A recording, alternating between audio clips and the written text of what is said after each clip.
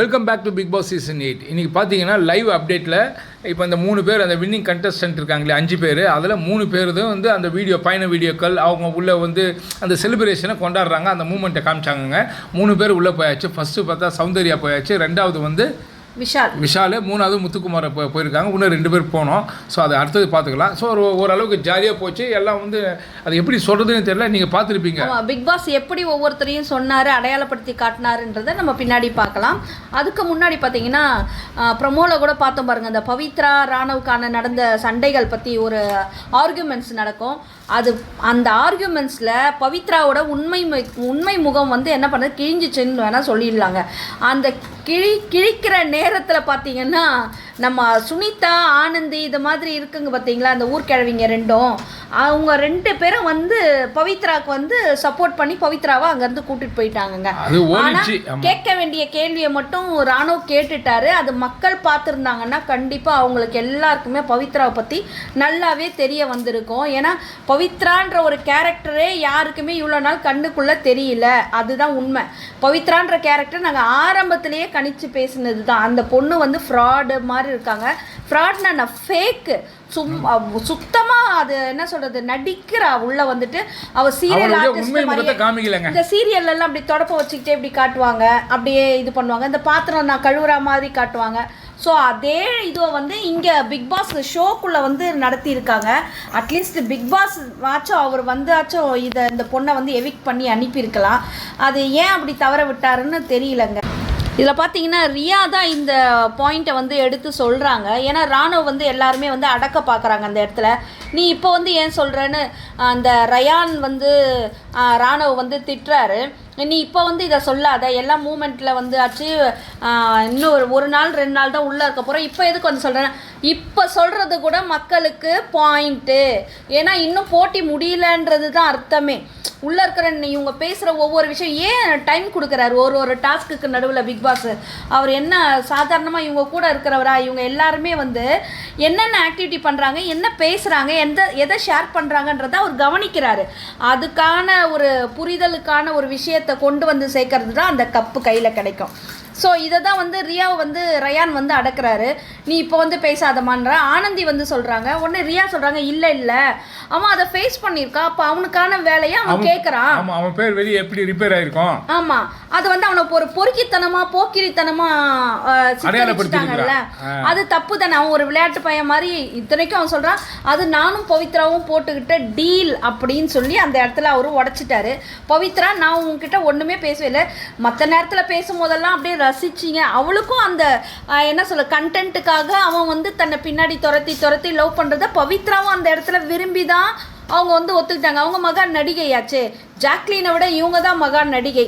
அதனால தான் அந்த ஜாக்லின் கொஞ்சம் ஒழுங்காக இருந்திருந்தாங்கன்னா ஜாக்லின் உள்ளே இருந்திருப்பாங்க, இந்த பவித்ரா வெளில போயிருந்திருப்பா. இந்த பவித்ரா வந்து அதுக்கு அவர் சொல்கிறாரு, ராணுவ சொல்கிறாரு, நீங்கள் வந்து சொல்லி தானே, உங்கள்கிட்ட சொல்லிட்டு தானே நம்ம அந்த சீனை வந்து விளையாட்டாக ஸ்டார்ட் பண்ணோம்.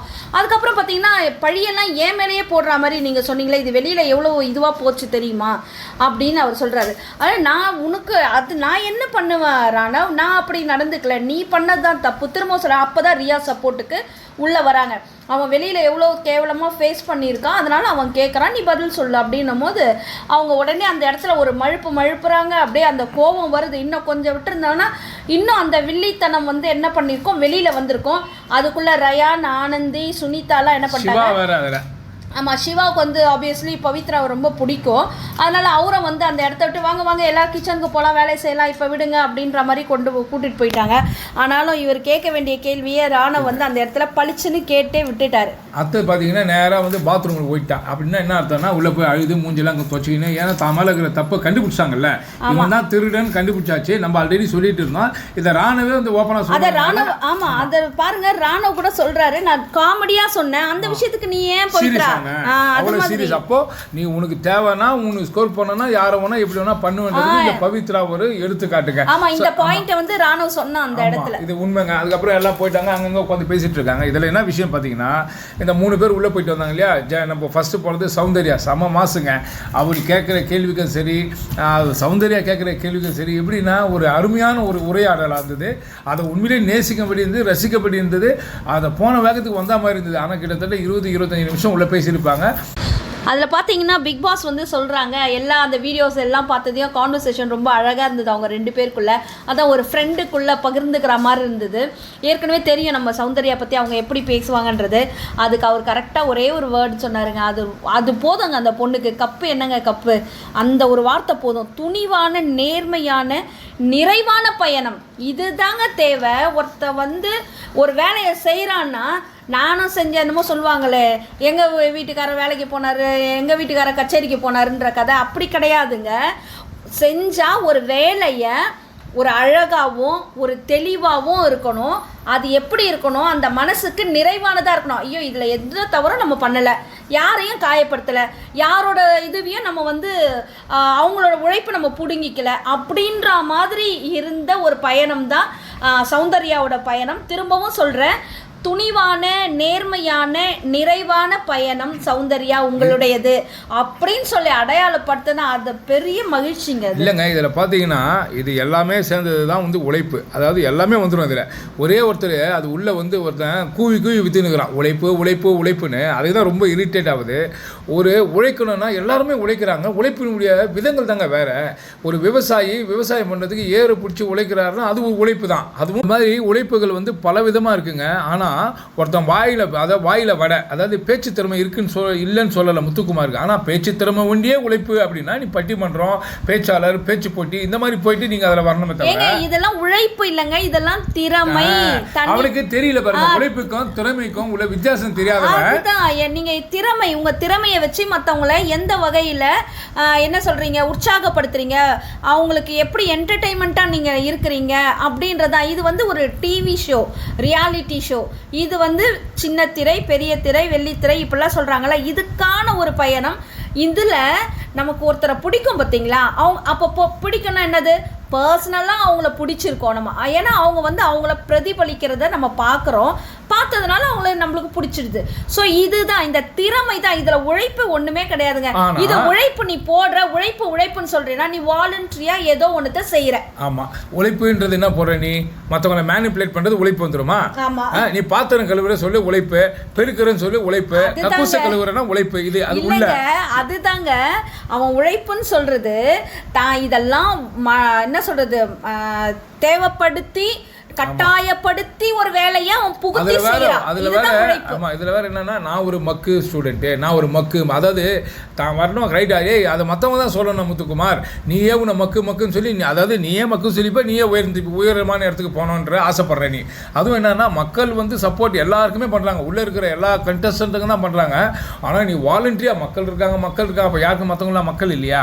ஸோ இப்படி ஒண்ணு நீ அதாவது மேனிபுலேட் பண்ணிட்டு இருக்கிறாங்க தான்ப்பா. மக்கள் யார் பக்கம் அதை நீ உணர்ந்தியனா நீ இது மாதிரி எல்லாம் பேச மாட்டே. இப்ப சௌந்தர்யாக்கு கொடுத்த அதுதாங்க ரிவார்டு அவார்டு எல்லாம் சொல்லலாம். அந்த துணிவு, நேர்மை, நிறைவான பயணம் சொன்னாரு. உனக்கு என்ன சொன்னாரு, போ முத்துக்குமார் உன் லாங்குவேஜ்ல சொல்றேன், போ நீ நல்லா வாய்ச்சிக்கிற போப்பா அப்படின்ட்டாரு. அப்பயும் பாருங்க, அந்த வாய் நாவடக்கமே கிடையாது. நல்லா பேசுறான்னு கட்டி நாவடக்கம் தேவைங்க. அங்க அவரே வந்து மேனிபுலேட் பண்றான். பாஸ் அவர் இன்னும் கொலை கொடுத்த தலைமுறை, பாஸ் கோச்சுக்க மாட்டீங்களா பாஸ், சொல்லுங்க அமைதியாக இருந்தார். பாஸ் அப்படியே எனக்கும் ஒரு ஓட்டு போட்டிருக்கேன்னாரு. அதான் அவங்க மேலே, அதாவது தலைக்கு மேலே இருக்கிற ஓட்டுக்குள்ளே ஒன்றா ஓட்டை போடுறேன் போ அப்படின்றாரு. அதாவது வெளியே தொட்டாத குறை. ஒருத்தர் பிடிக்கலன்னு சொல்லுவாங்க, அவாய்ட் பண்ணுவோம். அப்படிங்களா, சரிங்க சார், அப்புறம் நான் உங்களுக்கு ஃபோன் பண்ணுறேன், என்ன அர்த்தம், கட் பண்ணுறேன்னு அர்த்தம். ஸோ அந்த அளவுக்கு கட் பண்ணி அமிச்சாரு. அதை வந்து தீபகாண்ட உட்காந்து வேற சொல்லி அனுப்பினாரு, சொல்லக்கூடாதுன்ட்டாரு. அவர் என்னன்னா, உள்ள இன்னும் 2 கண்டஸ்டன்ட் உள்ள போகணும் இல்லையா, நீங்கள் எதை பற்றியும் பேசாதீங்கன்னாரு. அதில் விஷாலும் வளரிட்டான், இவனும் வளர்னான். ஆனால் சௌந்தர்யா யாருக்கும் எதுவுமே சொல்லலை. அதான் கிரேட்டுங்க, அவர் சொன்னதை கீப் அப் பண்ணுது. இந்த இதுல கேம்ல இல்லாத ஒரு மஞ்சரி கிட்ட மட்டும் அவர் போயிட்டு 1 லைன் வந்து அவர் ஷேர் பண்ணிக்கிட்டா, இது மாதிரி சொன்னா நல்லா இருந்தது.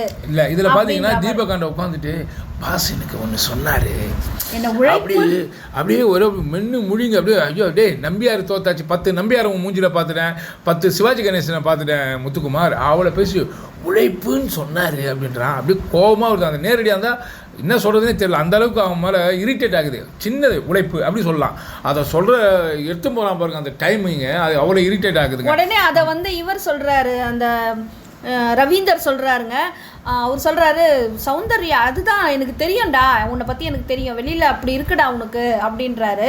அப்போ சௌந்தர்யா உட்காந்துருக்காங்க, அவங்க முகம் வந்து சுருங்கி போயிடுச்சு. என்னடா இதுன்னு யோசிச்சிருப்பாங்கல்ல அவங்க.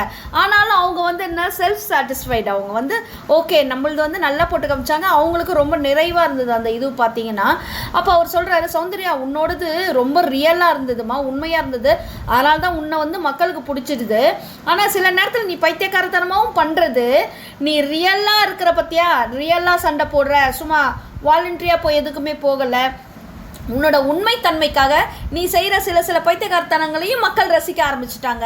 ஏன்னா இதுதான் உண்மை. ஏன்னா இப்போ முத்துக்குமார் அங்கே ஒரு வேலை பட்டு sorry boss sorry boss sorry boss அப்படின்னு இது ஒன்று சொல்லணுங்க. ஃபுல் அண்ட் ஃபுல் வந்து நம்ம சௌந்தர்யா இது வீடியோ போடும்போது அவங்களது ஃபுல்லாகவே ஒரு என்ன சொல்கிறது, ஒரு சினிமா பார்த்த மாதிரி இருந்தது. ஃபுல்லாக எல்லாமே பர்ஃபார்ம் எல்லாமே, அதான் அவர் சொன்ன அந்த வார்த்தையிலே எல்லாமே அடங்கிடுச்சு. ஆனால் முத்துக்குமார் போடும்போது ஃபுல்லாக வந்து சாரி, எக்ஸ்கியூஸ், அப்புறம் ஏதாவது தப்பு பண்ணுறது, ரொம்ப மாட்டம் அறுவையாக எதையாவது பேசுறது, ரொம்ப ட்ராமா பண்ணுறது, எல்லாத்துக்கும் ஓவராக அப்படியே எக்ஸ்பிரஷன் காமிச்சு ஒரு ட்ராமா பண்ணி ஒரு அழறது, இது மாதிரி தான் இருந்தது. அப்புறம் விஜேஎஸ் திட்டுறது, பிக் பாஸ் திட்டுறது, இப்படி தாங்க இருந்தது.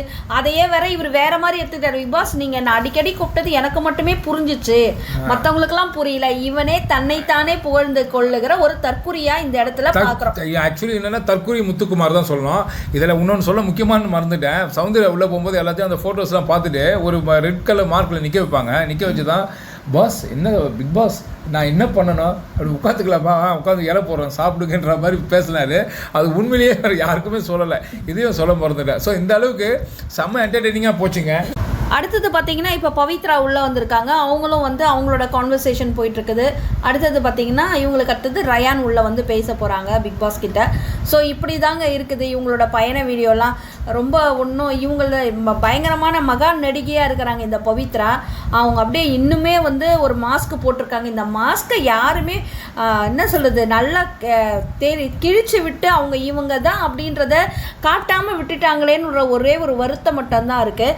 அதுலேயும் நம்மளுக்கு கமெண்ட்ஸில் ஒருத்தவங்க போட்டிருக்காங்க, பர்சனலாகவே அவங்களுக்கு ரொம்ப தெரிஞ்சவங்களாக இருக்கீங்கன்னு நினைக்கிறேன், அதனால தான் இவ்வளோ ஒரு பர்சனலான விஷயத்த சொல்லியிருக்கீங்க. அவங்க ரொம்ப சண்டை போடுறவங்க தான், அவங்க ஒரு மாஸ்க்கை போட்டுக்கிட்டு பொய்யா நடிக்கிறாங்க உள்ள. ஆமாம், அது மாதிரி தான் பொய்யான ஒரு இது நடிகையாக தான் உள்ளே இருக்காங்கன்றதை நீங்கள் தெரியப்படுத்திருக்கீங்க. உங்களுக்கு ரொம்ப நன்றி. நாங்கள் ஒரு கணிப்பும் நீங்கள் சொன்னதும் ஒப்பிட்டு பார்க்கும்போது எங்களுக்கு ஓரளவுக்கு நாங்கள் கரெக்டாக தான் ரிவ்யூ பண்ணுறோன்றது எங்களுக்கும் தெரிய வந்திருக்குது. மிகவும் நன்றி. இதுதான் வந்து ராணுவ வந்து அழகாக கண்டுபிடிச்சாங்க. ஏன்னா ராணுவ பேர் ரிப்பேர் ஆயிடுச்சு வெளியே. ஏன்னா இவன் என்னமோ நல்லவ மாதிரி அவன் கெட்டவ மாதிரி சித்தரிச்சு விட்டாங்க.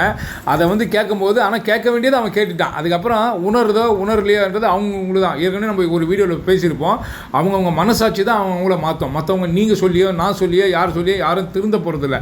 அதாவது தானாக திருந்த முடியாதுன்னா மற்றவங்க யாராலையும் திருத்த முடியாதுன்றதான் உண்மை. அவங்களே திருந்திக்கணும். இப்படி தான் அவளுடைய போலி முகத்தை நம்ம கண்டறிஞ்சாச்சு. அதே மாதிரி ரொம்ப அப்படியே இன்னமும் என்ன சொல்கிறது, ரொம்ப ஆச்சாரமாக இருக்கிற மாதிரி பாவனை, நடை, உடை அப்படிலாம், அதாவது ரொம்ப பாந்தமாக, அதாவது சொல்லுவாங்கள்ல ரொம்ப அடக்க ஒடுக்கமாக இருப்பாங்க. ஆனால் அதுக்கு இன்னொரு ஒரு விஷயம் இருக்குல்ல, இதுதான் உங்கள் அடக்க ஒடுக்கமா அப்படின்னு கேட்குற அளவுக்கு தான் அவங்களுடைய ட்ரெஸ்ஸிங் சென்ஸ் இருந்தது.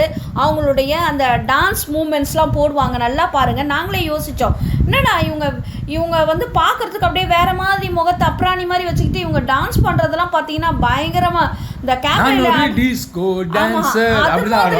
ரொம்ப வேற மாதிரி மூமெண்ட் கொடுத்துலாம் அவங்க டான்ஸ் பண்ணாங்க. ஸோ பவித்ரா என்னதான் மறைக்க முடிந்தாலும் அவங்களை அறியாமலே அவங்களோட இயல்பான ஒரு என்ன சொல்றது, ஒரு திருட்டுத்தனமான அந்த ஃபேஸ் வந்து வெளியில தெரியுது. அழுகுனி ஆட்டம் ஆடுவோமான, ஏன்னா எல்லாமே உங்களுக்கு பொருந்தும். உனக்கு எந்த ஒரு நல்ல பேரும் பொருந்தாது இல்லையா, அப்பவே நீங்க புரிஞ்சுட்டு இருப்பீங்க. அந்த பொம்மையை வச்சிருக்காரு வீட்டுல, என்னன்னா அவங்க பொண்ணுங்களாண்டையோ இல்லை அவங்க பிள்ளைங்களான்னு காமிக்கிறது தான். பொய் சொன்னா இந்த மாதிரி தச்சிருவேன், கழுத்தை தைக்கிறதுக்கு வாயை தச்சிருவேன்றதுக்காக அர்த்தம். இப்படிதான் நம்ம நினைச்சுக்கிறோம். ஆக மொத்த மக்களை இந்த வீடியோ உங்களுக்கு கண்டிப்பா பிடிச்சிக்கணும்னு நினைக்கிறேன். பிடிச்சிருந்தா லைக் பண்ணுங்க, கமெண்ட் பண்ணுங்க, ஷேர் பண்ணுங்க, சப்ஸ்கிரைப் பண்ணுங்க. தேங்க்யூ.